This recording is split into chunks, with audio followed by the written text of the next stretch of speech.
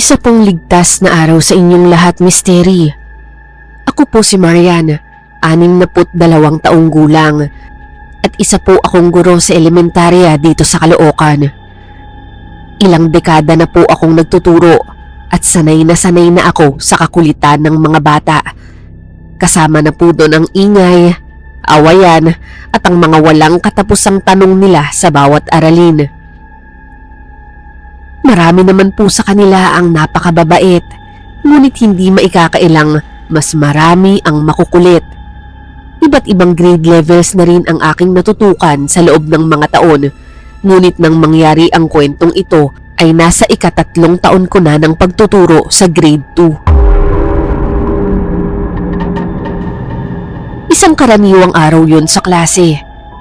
Habang ako po ay nagtuturo at kasalukuyang nagsusulat sa pisara, napansin kong tila mas maingay kaysa karaniwan ang mga bata. Sanay naman po ako sa maingay na klase, lalo na't kapag nakatalikod ako at may ginagawa. Pero may kakaibang ingay ang gumambala sa akin noon. Hindi basta tawanan o kwentuhan lang. Ilang saglit pa, isang batang babae na laging masigalig sa klase, si Clara, ang lumapit at nagsumbong. Ma'am, ayaw po ni Jonas umupo sa upuan niya. Reklamo niya na medyo pabulong pa pero halatang naiinis ang tono. Umingo naman ako agad at nakita kong wala nga sa kanyang upuan si Jonas. Nasa sahig po siya, Misteri. Nakabaluktot ang mga tuhod at nakayuko. Tila ba nakatitig lang sa isang bahagi ng sahig na parang may iniisip o pinagmamasdan. Minsan na ring nagpakita ng kakulitan si Jonas sa klase. Hindi naman po malala, pero may mga pagkakataon talaga na nasasaway ko siya dahil sa kakulitan. Pero nang araw na yun, para bang wala siya sa kanyang sarili. Inisip ko na baka nagtatantrums lang siya o baka may pinagdadaanan sa bahay kaya hindi ko na muna siya pinagalitan. Sa halip, mahina kong sinabi, "Jonas, balik ka na sa upuan mo, iho." Sumunod naman ito agad, kaya nagpatuloy na ako sa pagsusulat sa pisara. Ilang minuto lang ang lumipas, muli akong humarap sa klase at laking gulat ko nang makitang wala na naman si Jonas sa kanyang upuan. Nandoon na naman siya sa sahig, sa parehas na posisyon, nakabaluktot, nakatingin sa baba, walang kibo. Medyo nainis pa nga ako noon, Misteri. Mahigpit kasi ang aming principal pagdating sa kaayusan sa klase, lalo na't dapat laging nasa kanya-kanyang upuan ng mga bata kapag may klase. Lagot ako kapag nasita at nakita niya. Kaya naman lumapit ako kay Jonas at sa mas mariing tinig ay sinabi kong umupo na siya ng maayos. Pero paulit-ulit lang ang tagpo. Pauupuin ko siya, tapos ilang sandali lang ay babalik na naman siya sa sahig. Sa huli, hindi ko na napigilan at sinabihan ko na siya ng may konting inis. "O Jonas, bakit ba ayaw mong umupo sa upuan mo? Bakit ba dyan mo gustong-gustong umupo?" Agad naman ulit nagsalita ang kaklase niyang si Clara. May maikli itong buhok, kilala sa pagiging masipag sa klase at laging maaasahan ko kapag may napapansing kakaiba. Ma'am, ayaw pong bumalik ni Jonas sa upuan niya. May nanakit daw po sa kanya. Nakita mo ba, Clara, kung sino ang nanakit sa kanya? Hindi po, ma'am. Yun lang po ang sinabi niya. Class, magsabi kayo ng totoo. Sino sa inyo ang nanakit dito kay Jonas? Isa-isa kong tinitigan ang mga estudyanteng malapit sa upuan ni Jonas. Lahat sila nag-iilingan at walang umaamin. Tahimik ang buong klase, tila natakot at naguguluhan. Agad kong pinalapit si Jonas sa harap, papunta sa aking lamesa, para kausapin ito ng masinsinan. Maingat ang tono ko, hindi pagalit, kundi puno ng pag-aalala. Jonas anak, totoo ba yung sinabi ni Clara? May nanakit daw sa'yo. Sabihin mo kung sino sa mga kaklase mo. Huwag kang matakot magsabi sa akin ha. Akong bahala sa'yo. Kailangan mong sabihin para hindi na maulit. Pero misteri, umiling lamang si Jonas. Wala siyang imik. Nakatingin lamang siya sa sahig. Hindi makatingin ng diretso sa akin. Isa pa pong napansin ko, bahagyang namumula ang kanyang kaliwang pisngi na para bang may bahid ng sampal o kurot. Sumabat naman muli si Clara, tila nais makatulong. Ma'am, kanina po, nung nagsisimula pa lang ang klase, ayos na ayos pa naman po si Jonas eh. Ang saya-saya nga niya eh, nakikipagkwentuhan pa sa amin. Tapos po, inaasar pa niya si Micaela kanina eh. Si Micaela ay nakaupo sa harapan ni Jonas. Isa siyang maputi at magandang bata. Mapipintog ang pisngi, kulot ang buhok, at madalas nakaipit ng makukulay na clip o ribbon. Tahimik at mahinhin siyang bata. Katabi naman ni Jonas si Clara, kaya saksi siya sa mga nangyari sa pagitan nila. Ma'am, panay kalabit pa nga po ni Jonas kay Micaela kanina. Kaya nga po, inis na si Micaela at panay lingon sa kanya dahil sa pangungulit niya. Tapos po, bigla na lang siyang napahinto. Tapos umalis na lang sa upuan niya. Nakita mo bang may ginawa si Micaela sa kanya? Wala pa ma'am. Nasa harap ko po siya at wala po akong nakitang ginagawa niya. Pilit nga po niyang binabaliwala si Jonas eh. Doon daw nagsimula ang pananahimik ni Jonas. Hindi naman nakita ni Clara ang eksaktong dahilan kung bakit ito biglang huminto at umalis sa kanyang upuan dahil abala raw siya noon sa pagkopya sa isinusulat ko sa pisara. O Jonas, kinukulit mo daw si Micaela. Siya ba nanakit sa'yo o may iba pa? Hindi naman sa naghahanap ako ng masisisi misteri. Gusto ko lang po talagang maliwanagan at malaman ang totoo sa mga oras na yun. Pero sakaling may mabanggit mang isang pangalan si Jonas, ay hindi naman po ako basta-basta huhusga. Pag-aaralan ko pa rin ang buong pangyayari. Dahan-dahan namang iniangat ni Jonas ang kanyang muka at sa kanyang bibig ay lumabas ang isang sagot na lubos kong hindi inaasahan. Multo po ang nanakit sa akin, ma'am. Napakurap ako sa gulat. Hindi ko naman agad sineryoso ang sinabi niya, pero hindi ko rin napigilang mapansin ang malinaw na takot sa kanyang mga mata. Bahagya pang nanginginig ang kanyang payat na mga braso habang nagsasalita. Wala akong nasabi agad. Hindi ito ang unang beses na may estudyante akong nagbanggit tungkol sa multo. Pero hindi ko inaasahan na mangyayari ito sa gitna ng isang karaniwang araw sa klase. Kaya naman pabiro ko siyang tinanong. Multo? Talaga ba? Paano naman magkakaroon ng multo dito? Ang sikat-sikat ng araw oh. Ma'am, yan din nga po yung binanggit niya kanina. Ang sabi niya, may white lady daw po. Totoo ba yun, Jonas? Sige nga, kung may white lady talaga, ikwento mo nga kung ano talagang nangyari. Pero misteri, umiling lamang ito at parang nag-aalangang magkwento. Dahan-dahan namang nag-ingayan muli ang ibang mga kaklase niya at nagsabi sa akin na totoo raw, yun daw ang binabanggit ni Jonas kanina na meron daw white lady na nanakit sa kanya. Unti-unti nang natatakot ang mga bata sa paligid, kaya naman nagsalita na agad ako para sawayin sila. Class, andito lang si teacher ha. Huwag kayong matakot. Hindi totoo yung mga multo. Ayaw ko kasing magpanik ang buong klase. Nais ko silang pakalmahin. Pero sa totoo lang misteri, sa loob-loob ko, nangibabaw ang aking kuryosidad. Kaya pinili kong tanungin pa si Jonas tungkol sa nangyari. O Jonas, ikwento mo nga sa akin mula sa umpisa. Sige nga, gustong malaman ni teacher yung sinasabi mong white lady. Alangan pa siya nung una, pero siguro'y nakaramdam siya ng kaligtasan sa pakikinig ko. kaya unti-unti naman itong nagsalita. Ma'am, kanina po may katabi pong batang babae si Micaela, pero hindi po namin siya kaklase. Dahil po nasa harap siya, hindi ko po masyadong makita yung itsura niya. Nagkatinginan ng mga kaklase niya, lalo na yung mga malapit sa kanilang upuan. Kita sa mga mukha nila ang pagtataka. O tapos, ano bang itsura ng bata? Pamilyar ba yung mukha niya sa'yo? Baka naman taga-kabilang section lang. Hindi ko po agad nakita yung mukha niya, ma'am. Basta mahaba po ang buhok niya. Mas matangkad lang ng kaunti kay Micaela. At saka, hindi po naka-uniforme. Hindi ko po siya nakikitang nag-aaral dito sa school. Napatingin naman ako sa inosenteng mukha ni Micaela. Nakatingin siya sa akin, halatang naguguluhan din at tila walang ideya sa sinasabi ni Jonas.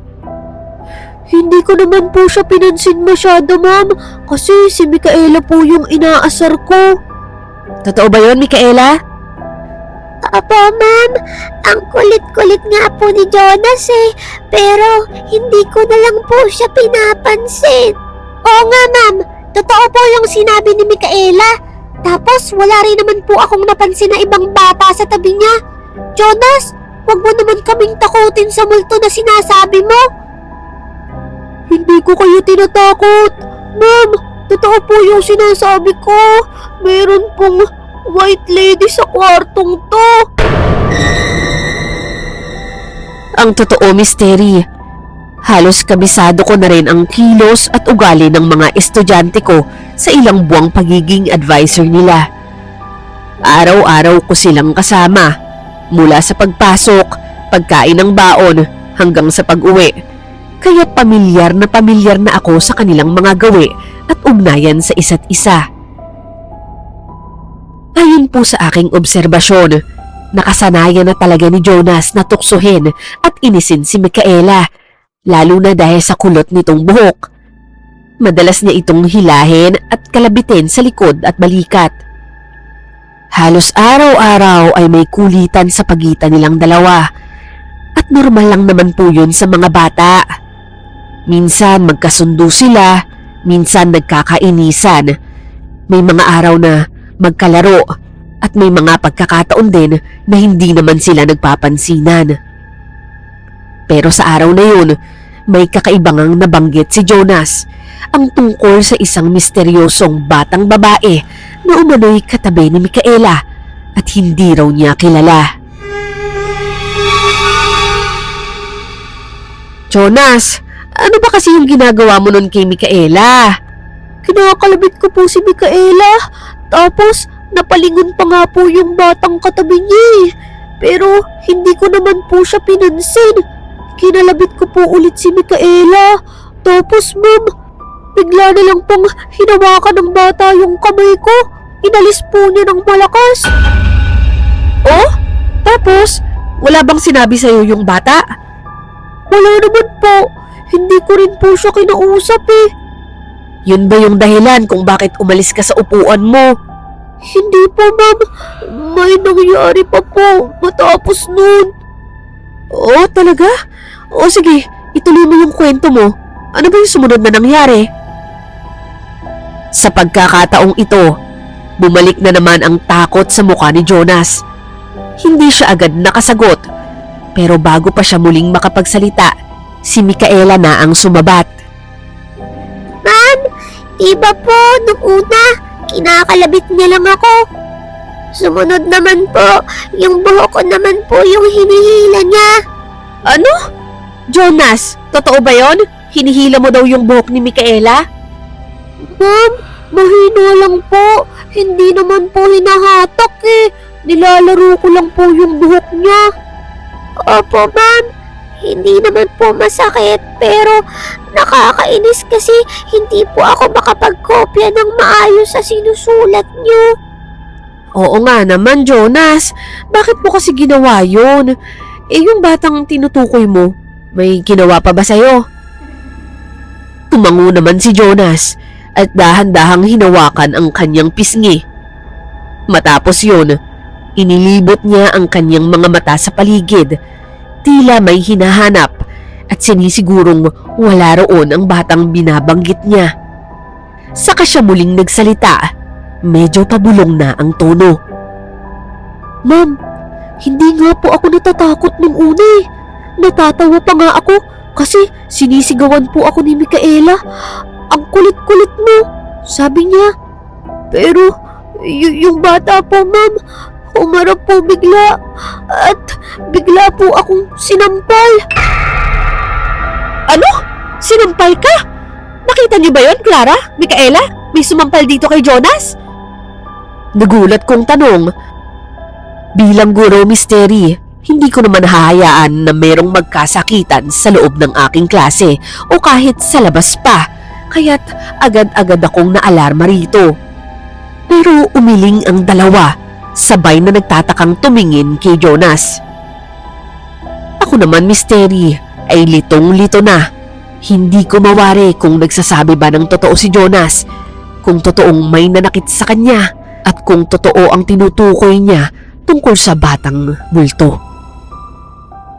Ang totoo, misteri, wala naman talaga akong nakikitang ibang bata sa mga oras na yun. At kung sakali man na may hindi nila kaklasing nakiupo sa aking kwarto, siguradong mapapansin ko yun agad. Baka nga ipagtanong ko pa agad yun sa ibang teachers o sa mga magulang dahil kailangan kong masiguro kung may batang naligaw o napasama lang sa aking klase. Pero teka lang, wala naman kasi akong napansing ibang bata na hindi nyo kaklase. Tumiting naman si Jonah sa akin at bahagyang inilapit ang kanyang ulo na para bang ayaw marinig ng iba ang kanyang sasabihin. Hindi niyo po nakikita, ma'am, kasi multo nga po yun, white lady. Paano mo naman nasabing multo yun? Baka naman ordinaryong bata lang yun na nakiupo. Eh, ma'am, malamig po yung kamay niya nung inalis niya yung kamay ko eh. At saka... Sa mga sandaling yun, titig na titig sa kanya, hindi lamang ako, kundi pati lahat ng kanyang kaklase. Tahimik ang buong silid habang nakikinig sila sa isinasalaysay ni Jonas, na noon ay namumutla na at halatang pinanghihinaan ng loob habang inaalala ang nangyari. At saka ano, Jonas? Ma'am, nung humarap po siya para sampalin ako, nakita ko po yung mukha niya. Punong-puno po ng dugo, lalo na po sa kaliwang parte. Parang napisa po ang kalahati ng mukha niya. Nakakatakot po. Bigla siyang napatakip sa kanyang muka at halatang muling bumalik ang takot habang binabalikan ang alaalang iyon. Sabay-sabay namang nagsigawan ang mga bata. May ilan pang nagyakapan sa takot, habang ang iba halos maiyak sa kaba.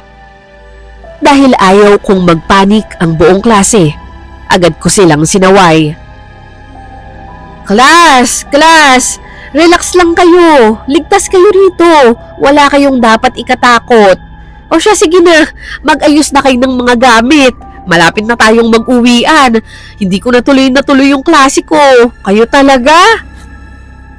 Pinag-ayos ko na lamang sila ng gamit at pinaghanda ng umuwi sa pag-asang malibang sila at kahit papaano makalimutan ang kwento ni Jonas. Pero ang totoo, misteri, aaminin ko, bahagyang tumaas din ang balahibo ko noon. Subalit hindi rin naman ako basta-basta naniniwala. Naisip ko, baka imahinasyon lamang ito ng bata. Ganun naman talaga minsan, di ba? Mahilig silang magkwento at mag-imagine, lalo na kung may naalala silang nakakatakot o kakaiba. Nung oras ding yun, pansamantala ko munang nilipat ng upuan si Jonas malayo sa dating pwesto niya para hindi na muli itong matakot. At nang mag-uwian na, nagbilin ako sa kanya na itigil na ang kakulitan at huwag na niyang asarin ang kanyang mga kaklase. O Jonas, huwag ka nang makulit ha. Baka mamaya, may manampal ulit sa'yo. Sige ka, kapag magkulit ka kasi, may nagagalit. Kaya dapat, Maging mabait ka lang, makinig lang sa klase, okay? Tumango naman ito at dahan-dahan ang lumakad pa uwi. Nilingon ko pa nga ang lahat ng aking mga estudyante at sinigurong may sumusundo sa kanila bago ko sila palabasin.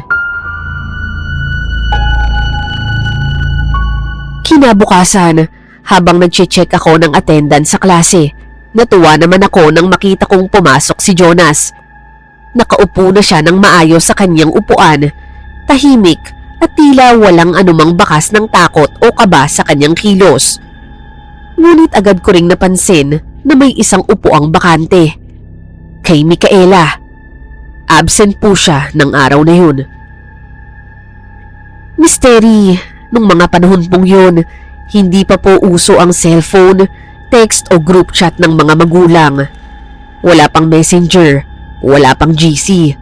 Kaya bilang guro, madalas kaming nangangapa kung bakit may absent sa klase. Wala rin po kaming agarang paraan para malaman kung may sakit ba ang bata, may emergency o may lakad ang pamilya. Hindi gaya po ngayon na sa isang pindot lang ay maaari nang magpaalam ang mga magulang sa guro at gayon din kami sa kanila, lalo na kapag may announcement tulad ng mga suspension of classes o biglaang pagbabago ng schedule. Pero nung panahon po yun, mga taong 90s, ay hindi pa po uso ang mga ganun. Inisip ko na lamang na baka masama ang pakiramdam ng bata. Baka nilagnat, inubo o baka napagod lang. Kaya't matapos ang mabilis na pagtatala ng attendance, nagpatuloy na ako sa aking klase na parang isang karaniwang araw. Hanggang sa dumating na nga po ang uwian.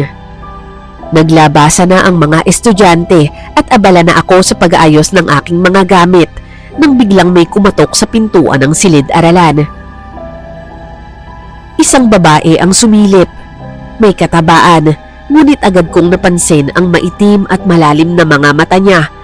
Para bang puyat at pagod. Kilala ko agad siya. Siya ang nanay ni Micaela.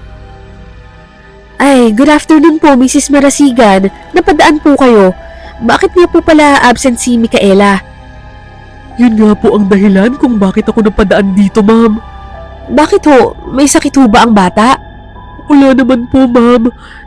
Pasensya na po kung hindi kami agad nakapagpaalam sa inyo. Nawala rin po kasi sa isip namin. Sobrang abala ho kasi talaga kami kanina. Okay lang po, wala naman pong problema. Bale, yung mga activity sheets po, bukas ko na lang po ipapagawa sa kanya pagbalik niya. Bakit po ba siya hindi nakapasok? Ma'am, nakipaglibing ho kasi kami kanina. Nagulat ako sa hindi inaasahang sagot ni Mrs. Marasigan. Kaya pala halatang wala siyang tulog at tila pagod na pagod. Ay naku, condolence po mami, nakikiramay po ako.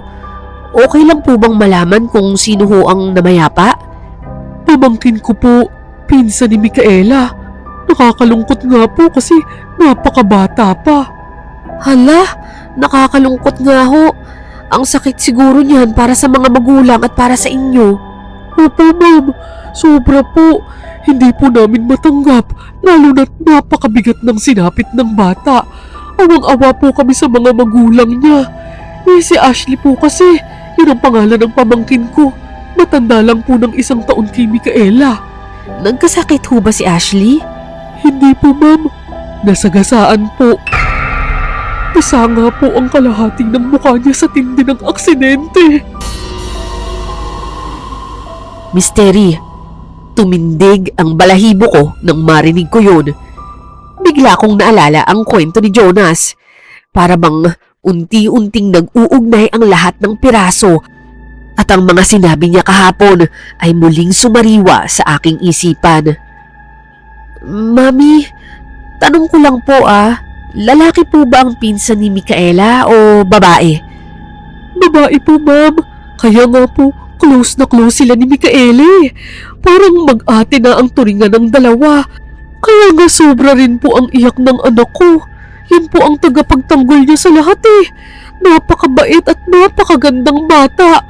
Kaawa-awa po talaga. Nasagasaan ang truck habang tumatawid sa kalsada.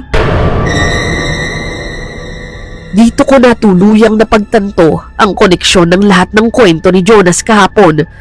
Ang misteryosang batang babae na anyay katabi ni Micaela.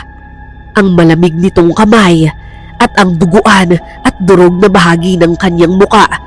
Lahat ng yun ay tugmang-tugma sa sinabit ng batang inilarawan ng ina ni Micaela. Kaya't pati ako, Misteri, ay labis na natakot. Sa dami ng mga kwentong kababalaghan na naibahagi na sa akin sa aking mahabang taon ng pagtuturo. Mga kwentong multo, duwende, aswang, maligno. Pero itong kwentong to ang halos nakumpirma ko. Hindi ko na lang ipinahalata kay Mrs. Marasigan ang takot ko. Hindi ko na rin naikwento ang nangyari kahapon sa kanyang anak, bagamat alam kong may koneksyon pala talaga. Sa loob-loob ko, ramdam ko ang bigat at lamig ng paligid. Tandang-tanda ko pa na napatingin ako sa silid-aralan. Sa mga bintanang doon ay tila mas tahimik kaysa karaniwan. Para bang nagdilim ang buong paligid matapos kong marinig ang kwento. Nakaramdam ako ng kilabot.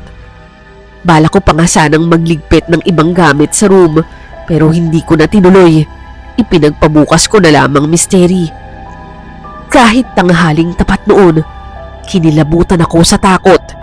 Kaya't napagpasyahan kong umuwi na lamang agad para kahit papaano ay makalayo ako sa kung anuman ang nararamdaman ko sa mga sandaling yun. Sa kwentong ito, Misteri, napagtanto ko na kahit pala ang isang tao ay sumakabilang buhay na, mananatili pa rin ang kanilang pagmamahal sa mga taong mahalaga sa kanila. Ang presensya nila, ang diwa nila ay hindi basta-basta naglalaho. Maaaring hindi natin sila makita, maaaring hindi natin sila maramdaman, pero marahil sa mga huling sandali ng kanilang kaluluwa sa mundong ito ay nariyan lamang sila. Tahimik na nagmamasid, nagbabantay, nag-aalaga, kahit mula sa kabilang buhay.